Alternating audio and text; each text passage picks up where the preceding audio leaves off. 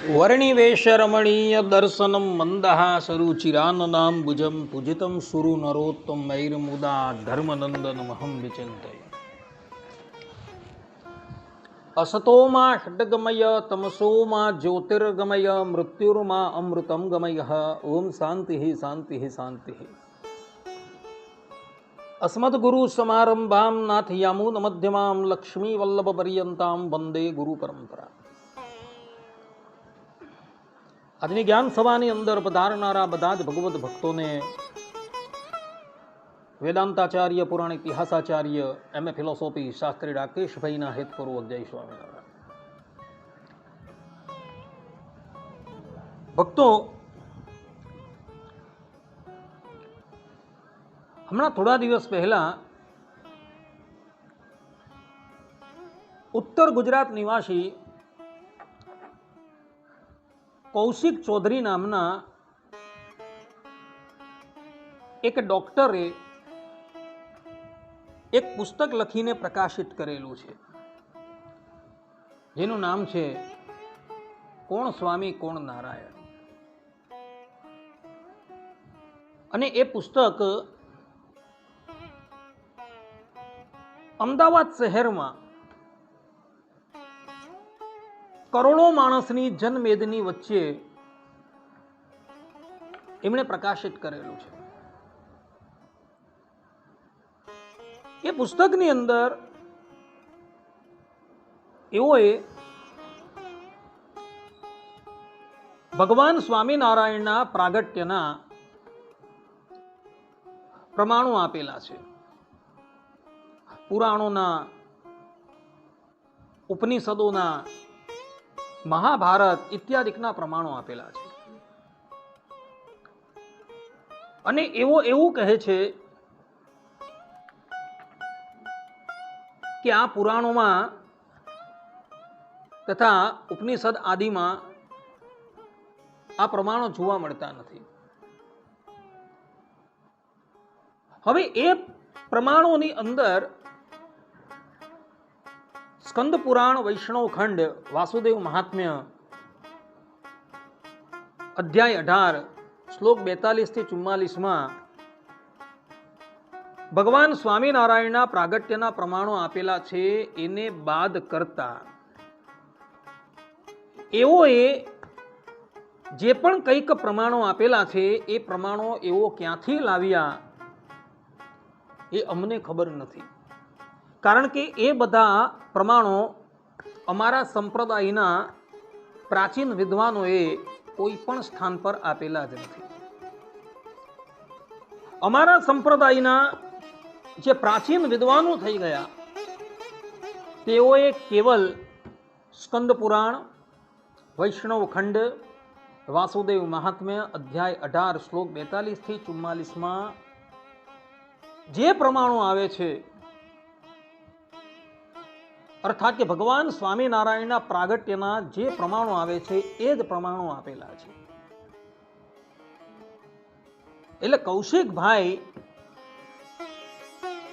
એ પ્રમાણો ક્યાંથી લાવ્યા એ અમને ખબર નથી।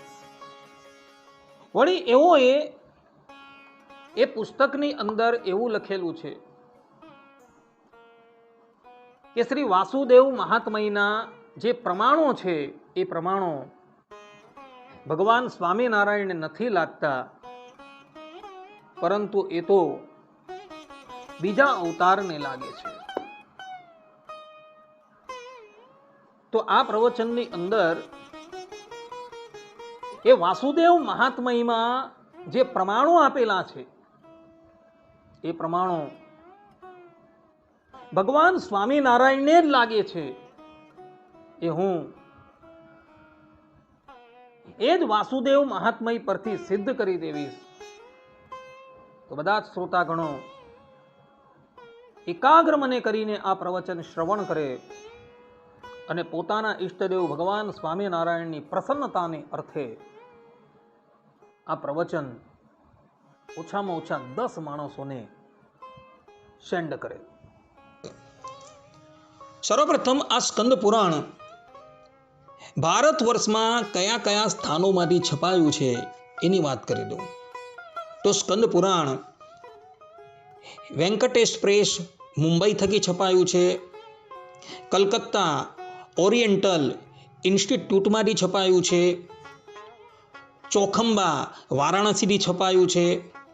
નાગ પબ્લિકેશન દિલ્હીથી છપાયું છે. ભિક્ષુ અખંડાનંદની પ્રસાદી સાથે અનુવાદ સાથે વડોદરાથી છપાયું છે. સ્કંદ પુરાણનું ઉડિયામાં અનુવાદ ઓરિસ્સાથી છપાયું છે. સ્કંદ પુરાણનું તામિલમાં અનુવાદ તામિલનાડુમાંથી છપાયું છે તથા ઇંગ્લિશમાં પણ એનું અનુવાદ છપાઈને પ્રસિદ્ધ થયું છે. અને આ બધી જ પ્રતોની અંદર સ્કંદ પુરાણમાં આવેલ વાસુદેવ મહાત્મય જોવા મળે છે. અને વાસુદેવ મહાત્મયના 18મા અધ્યાયના 42, 43 અને 44મા શ્લોકની અંદર જે ભગવાન સ્વામિનારાયણના પ્રાગટ્યના પ્રમાણો છે એ ઉપલબ્ધ જોવા મળે છે. એ શ્લોકો કયા છે તે હું તમને સંભળાવું છું. તો તે શ્લોક છે કે મયા કૃષ્ણેન નિહતઃ સા અર્જુનેન રણેષુ યે પ્રવૃત્ત ઈષ્યંત્ય સુરાંસ્તે ત્વદ્ધર્મમ યદાક્ષિતો મુનિશાપાન નૃતાન પ્રાપ્તાન ઋષિંષ્ટાત તથોદ્ધવમ તતો અવિતા અસુરેભ્યો સદ્ધર્મમ સ્થાપયાન્નજ ધર્મદેવાત તદા ભક્તાદ અહમ નારાયણો મુનિઃ જનિષ્યે કૌશલે દેશે ભૌમો હિ સામગો દ્વિજઃ મુનિશાપાન નૃતાન પ્રાપ્તાન ઋષિંષ્ટાત તથોદ્ધવમ તતો અવિતા અસુરેભ્યો સદ્ધર્મમ સ્થાપયાન્નજ. અર્થાત અનંતકોટી બ્રહ્માંડ નાયક પરબ્રહ્મ પરમાત્મા અક્ષરધામના અધિપતિ ભગવાન શ્રી કૃષ્ણ બ્રહ્માજીને કહે છે કે અર્જુને સહિત મેં શ્રી કૃષ્ણે યુદ્ધમાં જે અસુરો માર્યા હતા તે અસુરો જ્યારે પૃથ્વી પર અધર્મને પ્રવર્તાવશે હે તાત હે અજ ત્યાર પછી દુર્વાસા મુનિના શાપ થકી મનુષ્યત્વને પ્રાપ્ત કરેલા ઋષિઓનું તથા ઉદ્ધવનું અસુરો થકી હું રક્ષણ કરીશ અને સદ્ધર્મની સ્થાપના કરીશ.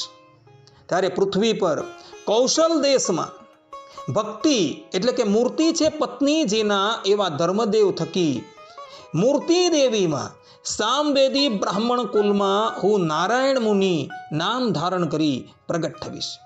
હે તાત હે અજ ત્યાર પછી મુનિના શાપ થકી મનુષ્યત્વને પ્રાપ્ત કરેલા ઋષિઓનું તથા ઉદ્ધવનું અસુરો થકી રક્ષણ કરીશ અને સદ્ધર્મની સ્થાપના કરીશ. આ પ્રમાણે આ શ્લોકો સ્કંદ પુરાણ વૈષ્ણવખંડ વાસુદેવ મહાત્મ્ય અધ્યાય 18 શ્લોક 42 થી 44માં જોવા મળે છે. હવે આ શ્લોકમાં જે નારાયણ મુનિ નામ આવે છે તેને લઈને પેલા વક્તા મહોદયને થોડી ભૂલ થતી લાગે છે. એવું કહે છે કે અહીં નારાયણ મુનિ તરીકે નરનારાયણ દેવને કહેલા છે, પરંતુ શ્રીમદ ભાગવતના 4th સ્કંદનો 1મ અધ્યાય તમે જુઓ ને તો નરનારાયણ દેવનું પ્રાગટ્ય સ્વયંભૂ મન્વંતરના આદિ સતયુગમાં થયું છે અને તે વખતે એના માતા પિતાનું નામ હતું ધર્મદેવ અને ભક્તિ માતા. જ્યારે અહીં તમે 42મા શ્લોકનો પ્રારંભ જુઓ, અક્ષરધામના અધિપતિ ભગવાન શ્રી કૃષ્ણ શું કહે છે કે અર્જુન સહિત મેં શ્રી કૃષ્ણે યુદ્ધમાં જે અસુરોને માર્યા હતા તે અસુરો જ્યારે પૃથ્વી પર અધર્મને પ્રવર્તાવશે ત્યારે પૃથ્વી પર કૌશલ દેશમાં ભક્તિ છે પત્ની એટલે કે મૂર્તિ છે પત્ની જેના એવા ધર્મદેવ થકી મૂર્તિ દેવીમાં સામવેદી બ્રાહ્મણ કુળમાં હું નારાયણ મુનિ નામ ધારણ કરી પ્રગટ થવીશ. હવે શ્રી કૃષ્ણ ભગવાન અને અર્જુનજીનો કાળ કયો? તો શ્રીમદ ભાગવતની અંદર જ એવા વચન જોવા મળે છે કે ભગવાન શ્રી કૃષ્ણ દ્વાપર અને કલીની સંધિમાં પ્રગટ થયા છે.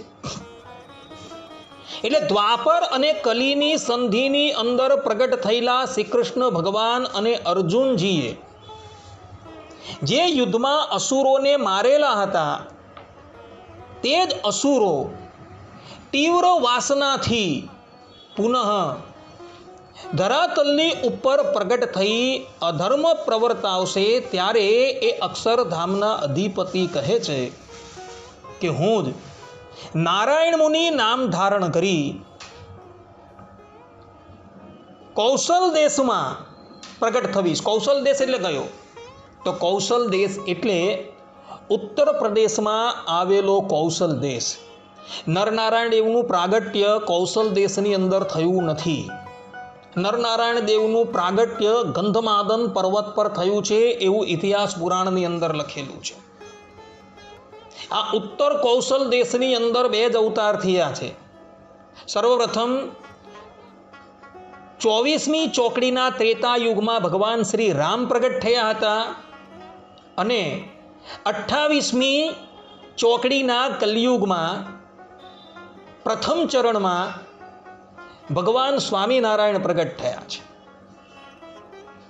અને એ પણ બ્રાહ્મણ કુળમાં. નરનારાયણ દેવનું જે કુળ છે અને ગોત્ર છે એનો હજુ ઉલ્લેખ જોવા મળતો નથી, પરંતુ અહીં નારાયણ મુનિ નામ ધારણ કરીને જે ભગવાન પ્રગટ થવાના છે એનો કયો વેદ છે તે આ જ શ્લોકની અંદર લખેલું છે. સ્પષ્ટ રૂપે લખેલું છે કે સામવેદી બ્રાહ્મણ કુળમાં હું નારાયણ મુનિ નામ ધારણ કરી પ્રગટ થવીશ. જનિષ્યે કૌશલે દેશે ભૂમો હિ સામગો દ્વિજ. આ પ્રમાણે લખેલું છે. કહેવાનું તાત્પર્ય એ છે કે અહીં નારાયણ મુનિ તરીકે ભગવાન સ્વામિનારાયણનો જ ઉલ્લેખ છે. ગ્રંથસ્ય ગ્રંથાંતરે ટીકા, જે એક ગ્રંથની અંદર ન કહેવાયું હોય એ બીજા ગ્રંથની અંદર જો પ્રાપ્ત થાય તો ત્યાંથી લઈ લેવું. નારાયણ મુનિ નામ ભગવાન સ્વામિનારાયણનું પણ છે. એ વક્તા મહોદયને ખબર નથી કે સ્વામિનારાયણ સંપ્રદાયમાં સર્વમંગલ સ્તોત્રમ નામનો એક સ્તોત્ર છે, જેની અંદર ભગવાન સ્વામિનારાયણના શિષ્ય સદગુરુ સતાનંદ સ્વામીએ ભગવાન સ્વામિનારાયણના 1000 નામને સંગ્રહેલા છે. એમાં ભગવાન સ્વામિનારાયણનું એક નામ નારાયણ મુનિ પણ આપેલું છે. સત્સંગી જીવન જે સ્વામિનારાયણ સંપ્રદાયનો મુખ્ય પ્રબંધ છે, જેની અંદર ભગવાન સ્વામિનારાયણના પ્રાગટ્યથી લઈને અંતર્ધાન પર્યંતના ચરિત્રો જોવા મળે છે. એમાં 58મા અધ્યાયની અંદર ભગવાન સ્વામિનારાયણ પોતાના માતા પિતાને સદગતિ આપ્યા બાદ 7 વર્ષ પર્યંત તીર્થાટન કરીને સૌરાષ્ટ્ર દેશમાં આવેલા પીપલાણા ગામ પધાર્યા. તે સમયે એ પીપલાણા ગામની અંદર બિરાજમાન ઉદ્ધવા અવતાર રામાનંદ સ્વામી થકી એવો ત્યાગાશ્રમની ભાગવતી દીક્ષા લે છે. અને તે સમયે રામાનંદ સ્વામી ભગવાન સ્વામિનારાયણના 2 નામ પાડે છે, સહજાનંદ સ્વામી અને નારાયણ મુનિ. જે લોકોએ જોવું હોય એ સંપ્રદાયના મૂળભૂત ગ્રંથ સત્સંગી જીવનમ પ્રકરણ 1 58મો અધ્યાય જોઈ લે. 1857માં પ્રબોધિની એકાદશીએ સદગુરુ રામાનંદ સ્વામી ભગવાન સ્વામિનારાયણને દીક્ષા આપી. એમનું નામ સહજાનંદ સ્વામી તથા નારાયણ મુનિ રાખે છે. આમ જોવા જોઈએ તો ભગવાન સ્વામિનારાયણના મૂળ નામ હતા હરિ, કૃષ્ણ અને હરિકૃષ્ણ. એ નામ માર્કેન્ડે ઋષિએ પાડેલા હતા, જેનો ઉલ્લેખ સત્સંગી જીવનની અંદર પ્રથમ પ્રકરણમાં જોવા મળે છે. પરંતુ દીક્ષા લીધા બાદ હંમેશા ત્યાગાશ્રમીઓના નામ બદલાઈ જતા હોય છે, અને એ વાત બધા જ લોકો જાણે છે. અને ત્યાં રામાનંદ સ્વામીએ ભગવાન સ્વામિનારાયણનું એક નામ નારાયણ મુનિ પણ પાડેલું હતું. અને એ નારાયણ મુનિનો ઉલ્લેખ અહીં સ્કંદ પુરાણ, વૈષ્ણવ ખંડ, વાસુદેવ મહાત્મ્ય 18મા અધ્યાયના 42, 43 અને 44મા શ્લોકની અંદર જોવા મળે છે. આ શ્લોકની અંદર આ વાત સ્પષ્ટ રૂપે લખેલી છે. અગાડી એ શ્લોકની અંદર એવું લખેલું છે કે મુનિ શાપા નૃતાન પ્રાપ્તાન ઋષિંસ્તાત તથોદ્ધવમ તતો અવિતા અસુરેભ્યો સદ્ધર્મમ સ્થાપયાન નજ. અર્થાત કે હે તાત, હે અજ, ત્યાર પછી દુર્વાસા મુનિના શાપ થકી મનુષ્યત્વને પ્રાપ્ત કરેલા ઋષિઓનું તથા ઉદ્ધવનું અસુરો થકી હું રક્ષણ કરીશ અને સદ્ધર્મની સ્થાપના કરીશ. ધર્મદેવા તદા ભક્તાદ અહમ નારાયણો મુનિ જનિષ્ય કૌશલે દેશે ભૌમો હિ સામગો દ્વિજ. અર્થાત કે પૃથ્વી પર કૌશલ દેશમાં ભક્તિ છે પત્ની જેના, ભક્તિ દેવીનું એક નામ બાળા પણ છે અને મૂર્તિ પણ છે. તો એવી ભક્તિ છે પત્ની જેના એવા ધર્મદેવ થકી ભક્તિમાં સામવેદી બ્રાહ્મણ કુળમાં હું નારાયણ મુનિ નામ ધારણ કરી પ્રગટ થઈશ. હવે અહીં એવું લખેલું છે કે દુર્વાસા મુનિના શાપ થકી મનુષ્યત્વને પ્રાપ્ત કરેલા ઋષિઓનું તથા ઉદ્ધવનું અસુરો થકી રક્ષણ કરીશ. હવે આ ઋષિઓને તથા ઉદ્ધવજીને શાપ ક્યારે થયો? તો એનું પગેરું સ્વામિનારાયણ સંપ્રદાયના માન્ય પ્રબંધ એવા સત્સંગી જીવનમની અંદર જોવા મળે છે. આ પ્રથમ પ્રકરણની અંદર સ્પષ્ટ રૂપે લખેલું છે કે એક સમયની વાત હતી, બધા જ ઋષિ મુનિઓ ભારત વર્ષની તીર્થયાત્રા કરીને નરનારાયણ દેવના દર્શન કરવાને અર્થે બદ્રિકા આશ્રમમાં આવે છે. અને ત્યાં નરનારાયણ દેવના દર્શન કરી બધા જ ઋષિ મુનિઓ નરનારાયણ દેવના મુખ થકી વચનામૃતનું પાન કરતા હોય છે. નરનારાયણ દેવના વાક્યામૃતની અંદર તલ્લીન થયેલા ઋષિ મુનિઓને પોતાના દેહે શુદ્ધાની ખબર નથી હોતી. એવા સમયમાં કૈલાસ થકી દુર્વાસા ઋષિ બદ્રિકા આશ્રમમાં આવે છે. અને એ બદ્રિકા આશ્રમમાં આવી જે જગ્યાએ સભા ભરાઈ હતી એ સભાની પછાડી આવી ઊભા રહે છે. એક ઘડી પર્યંત દુર્વાસા ઋષિ ત્યાં ઊભા રહે છે. કોઈ પણ વ્યક્તિ એનો સત્કાર નથી કરતું. એટલે દુર્વાસા ઋષિ ક્રોધાયમાન થાય છે અને બધા જ ઋષિ મુનિઓને તથા ઉદ્ધવજીને શાપ આપી દે છે. મારું અપમાન કરનારા તમે બધા ધરાતલ પર મનુષ્ય રૂપે જન્મ ધારણ કરી અસુરો થકી કષ્ટ પ્રાપ્ત કરશો.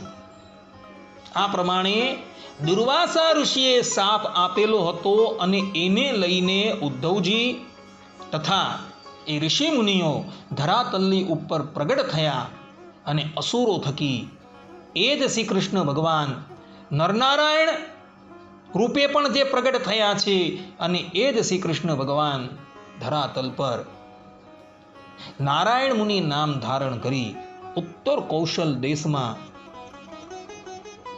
ભક્તિ ધર્મ થકી પ્રગટ થયા હતા. આ પ્રમાણે આ શ્લોકની અંદર કહેલું જોવા મળે છે. જે એક ગ્રંથની અંદર કહેવાયું ન હોય તે બીજા ગ્રંથની અંદર જો મળતું હોય તો ત્યાંથી ગ્રહણ કરી લે. નારાયણ મુનિ નામ ધારણ કરીને કેવલ ભગવાન સ્વામિનારાયણ જ પ્રગટ થયા છે. અમે ઇતિહાસ અને પુરાણો અધ્યયન કરેલા છે, જેની અંદર રામાનુજાચાર્યજીના પ્રાગટ્યના પ્રમાણો જોવા મળે છે. નિમ્બાર્કાચાર્ય, વલ્લભાચાર્યજીના પુત્ર વિઠ્ઠલનાથજી, મધ્વાચાર્યજી, શંકરાચાર્યજી, ચૈતન્ય મહાપ્રભુજીના પ્રાગટ્યના પ્રમાણો જોવા મળે છે. અને એમના સંપ્રદાયના બધા જ અનુયાયીઓ એને સાક્ષાત પરબ્રહ્મ પરમાત્માના અવતારો જ માને છે. પરંતુ આ બધા જ જે મહાનુભાવો પ્રગટ થયા એમાં કોઈ પણ મહાનુભાવનું નામ નારાયણ મુનિ જોવા નથી મળતું. નારાયણ મુનિ તરીકે કેવલ ને કેવલ ભગવાન સ્વામિનારાયણનો જ ઉલ્લેખ થયેલો છે. એ લોકોના સંપ્રદાય વાળા એ મહાનુભાવોને સાક્ષાત ભગવાનનો અવતાર માને છે, બરાબર છે, અમે ના નથી પાડતા. અમને કોઈ પણ જાતનો એની સાથે નિષ્પદ નથી. એમની શ્રદ્ધા છે. તેમ અમારા સંપ્રદાયની અંદર પણ ભગવાન સ્વામિનારાયણને સાક્ષાત ભગવાનનો અવતાર જ માનવામાં આવે છે. જે પ્રમાણે તમારી પાસે પુરાણોના પ્રમાણ છે તે જ પ્રમાણે અમારી પાસે પણ આ વાસુદેવ મહાત્મયના પ્રમાણ છે. અને આ વાસુદેવ મહાત્મય સ્વામિનારાયણ સંપ્રદાયમાંથી છપાઈને પ્રસિદ્ધ થયું એવું નથી. મેં અગાડી તમને કહ્યું તે પ્રમાણે ભારત વર્ષની વિભિન્ન સંસ્થાઓમાંથી એ પ્રકાશિત થયું છે. હમણાં થોડા વર્ષો પહેલા ભારત વર્ષના મૂર્ધન્ય વિદ્વાન અને સોલા ભાગવત વિદ્યાપીઠના સંસ્થાપક પ્રાતસ્મરણીય પ્રકાંડ પંડિત એવા કૃષ્ણશંકર શાસ્ત્રીજીએ 29 ટીકાઓને સાથે લઈને શ્રીમદ ભાગવત છપાવેલું છે, જેની અંદર સ્વામિનારાયણ સંપ્રદાયની પણ ટીકાનો એઓએ સમાવેશ કરેલો છે. સ્વામિનારાયણ સંપ્રદાયમાંથી શ્રીમદ ભાગવત પર 3 ટીકાઓ થયેલી છે. સર્વપ્રથમ ટીકા સદગુરુ ગોપાળાનંદ સ્વામીએ કરેલી છે, જેનું નામ છે નિગુઢાર્થ બોધિકા. બીજી ટીકા ભગવત પ્રસાદજી મહારાજે કરેલી છે, જેનું નામ છે ભક્તરંજની ટીકા. અને એ ટીકા પર ટિપ્પણીની રચના એમના પુત્ર વિહારીલાલજી મહારાજે કરેલી છે. અને એ 3 ટીકા એની અંદર છપાયેલી જોવા મળે છે. તો એ ટીકાની અંદર શ્રીમદ ભાગવતના 10મ સ્કંદના 50મા અધ્યાયના 10મા શ્લોકની ટીકામાં પણ આ શ્લોકો જે છે એ જોવા મળે છે. કયા શ્લોકો? વાસુદેવ મહાત્મ્ય અધ્યાય 18 શ્લોક 42 થી લઈને 44 પર્યંતના શ્લોકો ત્યાં જોવા મળે છે. અને કૃષ્ણશંકર શાસ્ત્રીએ એ બધા શ્લોકો જેમ છે તેમ ત્યાં છાપેલા છે. જેણે જોવું હોય તે ભાગવતનો સેટ મંગાવીને જોઈ લે. અમે ના નથી પાડતા. માટે ભક્તો, એ વક્તાએ જે આ પ્રમાણે કહ્યું એના પર મેં આટલું વક્તવ્ય આપેલું છે. આ શ્લોકો ભગવાન સ્વામિનારાયણના પ્રાગટ્યના જ છે, કારણ કે એની અંદર સ્પષ્ટ રૂપે લખેલું છે કે પૃથ્વી પર કૌશલ દેશમાં ભક્તિ એટલે કે મૂર્તિ છે પત્ની, જેના એવા ધર્મદેવ થકી ભક્તિમાં સામવેદી બ્રાહ્મણ કુળમાં હું નારાયણ મુનિ નામ ધારણ કરી પ્રગટ થઈશ. ભગવાન સ્વામિનારાયણનો વેદ સામવેદ છે. આજે પણ ભગવાન સ્વામિનારાયણનું કુળ ધરાતલની ઉપર બિરાજમાન છે. અને એવો વડતાલમાં આચાર્ય પદની ઉપર પ્રતિષ્ઠિત છે. જઈને તમે પૂછી લેજો કે તમારો વેદ કયો છે, તો એ તમને કહેશે કે અમારો વેદ સામવેદ છે. અને એ સામવેદી વિપ્રના કેટલાય ભક્તજનો આ ધરાતલની ઉપર ઉપસ્થિત છે.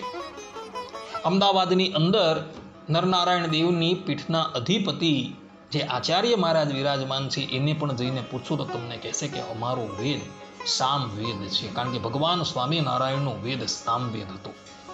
અને સામવેદી વિપ્ર થકી ભગવાન પ્રગટ થયા છે, નારાયણ મુનિ નામ ધારણ કરીને. એટલે વક્તા મહોદયે જે પણ કંઈ કહ્યું એ સંશય ભરેલું હોવાથી મારે આટલું નિવેદન આપવું પડેલું હતું. કારણ કે આ સંપ્રદાયની પ્રતિષ્ઠાનો સવાલ છે. જો આ નિવેદન ન આપું તો સંપ્રદાયના કેટલાય લોકો દિગ્ભ્રમ થઈને, તથા સંપ્રદાયની બહારની વ્યક્તિ દિગ્ભ્રમ થઈને ભગવાન સ્વામિનારાયણ વિશે ગલત ભાવના ધરાવે. એટલે માટે અમે આટલું આ વક્તવ્ય આપેલું છે. આટલું કહીને હું મારા પ્રવચનને અહીં વિરામ આપું છું. ઓમ પૂર્ણમદઃ પૂર્ણમિદં પૂર્ણાત પૂર્ણમુદચ્યતે પૂર્ણસ્ય પૂર્ણમાદાય પૂર્ણમેવાવશિષ્યતે. ઓમ શાંતિ શાંતિ શાંતિ.